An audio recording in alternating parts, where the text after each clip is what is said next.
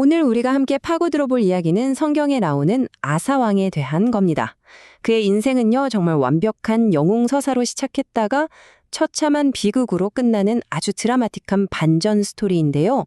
모든 걸 가졌던 한 왕이 대체 어쩌다가 모든 걸 잃게 됐을까로 그 놀랍고도 안타까운 과정을 지금부터 한번 따라가 보겠습니다.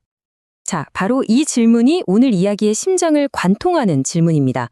우리가 평생을 바쳐서 쌓아 올린 신념이나 믿음, 그게 단 한 번의 잘못된 선택 때문에 와르르 무너져 내릴 수가 있을까요? 아사왕의 삶은요, 바로 이 질문에 대한 아주 생생한 사례 연구라고 할 수 있습니다. 그 답을 그의 삶 속에서 한번 같이 찾아가 보죠. 이야기의 첫 장은요, 정말 눈이 부실 정도예요. 아사왕의 통치 초기, 이건 뭐 거의 이상적인 지도자의 교과서라고 봐도 무방할 정도였습니다. 그는 영웅이었고 무엇보다도 신실한 사람이었죠. 그의 초기 업적들을 좀 보세요. 와, 정말 대단하지 않나요? 나라에 만연했던 우상숭배 같은 잘못된 관습을 그냥 뿌리 뽑아 버리고 아주 대대적인 개혁을 이끌었어요. 이 모든 행동의 중심에는 딱 한 가지가 있었습니다. 바로 하나님에 대한 절대적인 신뢰, 그리고 그 믿음은요, 곧바로 기적 같은 승리로 이어졌습니다. 바로 이 문장. 이게 초기 아사왕을 가장 잘 설명하는 말 같아요. 그는 그냥 믿음이 좋은 왕, 여기서 그친 게 아니라요. 그 믿음이 진짜 힘이 될 수 있다는 걸 온몸으로 증명해낸 그런 이상적인 리더의 표본이었습니다. 그런데 말이죠. 영원할 것만 같았던 이 성공 가도에 균열이 생기기 시작합니다. 모든 것을 바꿔놓을 결정적인 순간이 찾아온 거죠. 지금부터는 이야기의 분위기가 완전히 달라집니다. 시간이 흘러서 아사왕이 통치한 지 무려 36년째 되던 해였어요.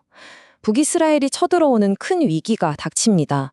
바로 이 순간이 그가 평생 지켜온 원칙을 시험대에 올리게 만들었습니다.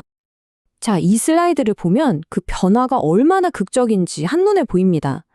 과거에 그였다면 당연히 기도부터 했겠죠. 그런데 지금은요, 성전에 있던 거룩한 재물까지 꺼내서 인간의 힘, 그러니까 다른 나라 왕의 도움을 돈으로 사려고 합니다. 이건 정말 엄청난 변화예요. 자, 근데 여기서 진짜 흥미로운 포인트가 있어요. 자료를 자세히 뜯어보면 아사의 진짜 실수가 도움을 구했다는 그 사실 자체는 아니라고 말합니다. 문제가 뭐였냐면 바로 순서였어요, 순서. 하나님보다 사람을 먼저 찾았다는 거.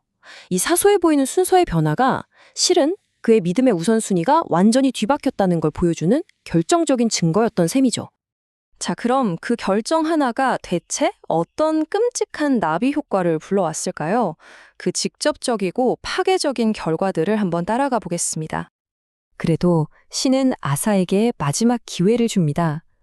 하난이라는 선제자를 보내서 그의 잘못을 정면으로 지적하게 한 거죠.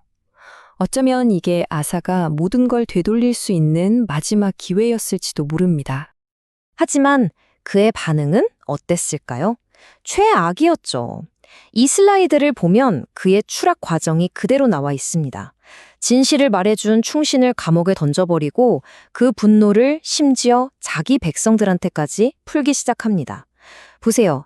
한 번의 잘못된 선택이 교만으로, 또 분노로, 결국엔 폭력으로까지 이어지는 겁니다. 정말 끔찍한 과정이죠. 이 한 문장이 모든 걸 요약해줍니다. 자료는 명확하게 지적하고 있어요. 그의 정치 인생과 개인의 삶이 무너진 근본적인 원인은 다른 게 아니었습니다.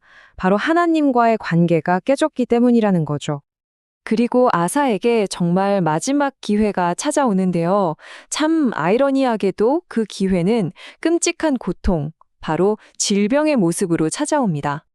자, 이 그래프를 좀 보세요. 와, 이거 정말 충격적이지 않나요? 죽음이 코앞에 닥친 그 순간까지도 하나님을 찾는 노력은 제로, 0%예요. 오로지 인간인 의사에게만 100% 매달렸습니다. 그의 마음이 얼마나 돌이킬 수 없이 굳어버렸는지 이보다 더 명확하게 보여줄 수는 없을 겁니다. 그리고 이것이 아사왕 이야기의 비극적인 결말입니다. 그는 끝내 회개하지 않았고 그 병으로 생을 마감하게 되죠. 자, 그렇다면 이 한편의 드라마 같은 이야기가 오늘 우리에게 던지는 메시지는 뭘까요? 이 자료가 강조하는 핵심 교훈들을 한번 정리해 보겠습니다. 여기 네 가지 핵심 교훈이 정리되어 있네요. 우선 첫 번째는 믿음이 빠진 성공은 결국 위험하다는 것.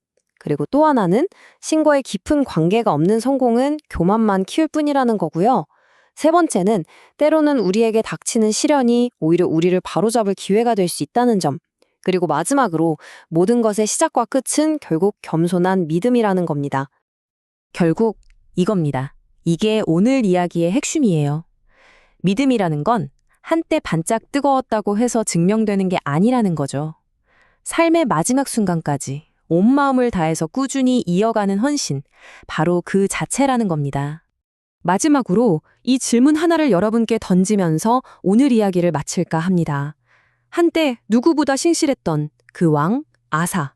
그의 마음이 변하기 시작한 그 첫 순간은 대체 언제였을까요? 어쩌면 그 답은 우리 각자의 삶을 돌아볼 때 비로소 찾을 수 있을지도 모르겠습니다.